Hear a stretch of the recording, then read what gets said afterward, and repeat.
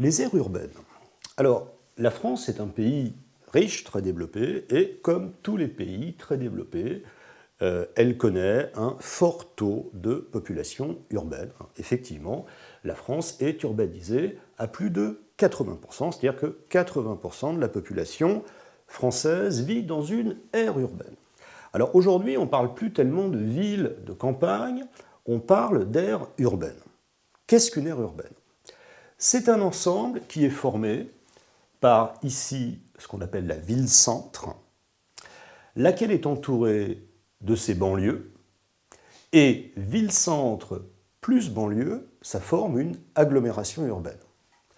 Au-delà, on a de nouveaux territoires qu'on appelle les couronnes périurbaines, qui sont en fait des territoires dont on ne sait plus trop si c'est de la ville ou si c'est de la campagne. Mais on considère qu'aujourd'hui, les couronnes périurbaines font partie des aires urbaines. Alors, la France a un certain nombre de grandes villes qu'on appelle des métropoles. Qu'est-ce qu'une métropole ? C'est une ville qui est forcément peuplée. L'agglomération d'une métropole peut atteindre en France 10 millions d'habitants, c'est le cas de Paris, mais c'est surtout une ville qui dispose de fonctions de commandement.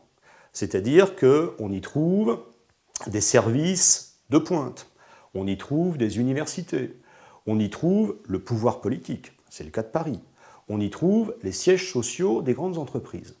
En fait, l'image qu'il faut retenir, c'est celle d'un aimant. Une métropole, c'est comme un aimant qui attire les activités et la population. Et c'est pourquoi on peut parler de métropolisation. Aujourd'hui, la croissance urbaine en France se fait en faveur des métropoles, au détriment des villes secondaires, des villes moyennes, qui ont plutôt tendance à perdre des habitants. Alors, le réseau urbain de la France est particulier, comme on peut le voir sur une carte. Le poids de Paris est très important. C'est une vieille tradition politique qui fait que l'essentiel des pouvoirs, tous les pouvoirs politiques par exemple, sont concentrés à Paris. Plus de la moitié des journalistes en activité sont à Paris. De grands établissements d'enseignement supérieur sont à Paris.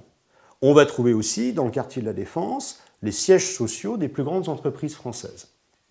Alors, après la Seconde Guerre mondiale, on a essayé d'atténuer un petit peu le cas de Paris et on a créé des métropoles d'équilibre qui sont des villes éloignées de Paris, Toulouse par exemple, ou Marseille, ou Strasbourg, qui devaient un peu contrebalancer l'importance de Paris.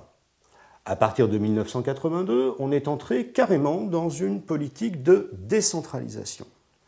Mais aujourd'hui, dans une compétition mondiale entre les plus grandes métropoles du monde, qu'on appelle d'ailleurs les villes-mondes, on aurait plutôt tendance à renforcer le poids de Paris pour en faire une métropole de rang international.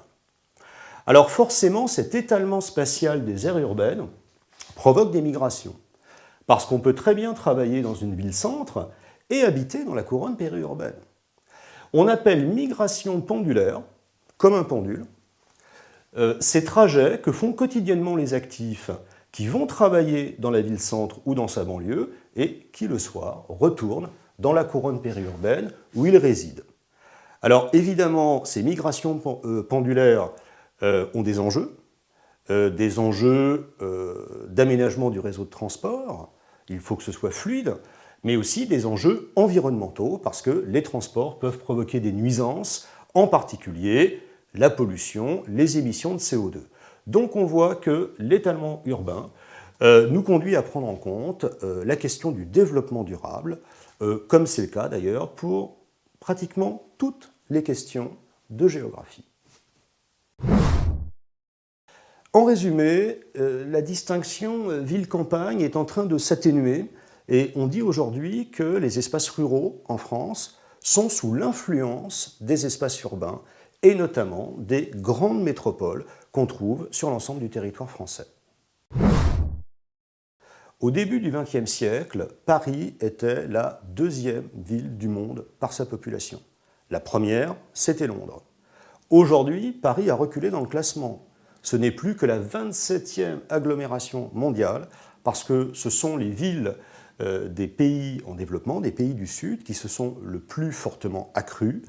Et aujourd'hui, la première métropole mondiale, eh bien, c'est Tokyo, qui compte plus de 30 millions d'habitants, c'est-à-dire la moitié de la population de la France.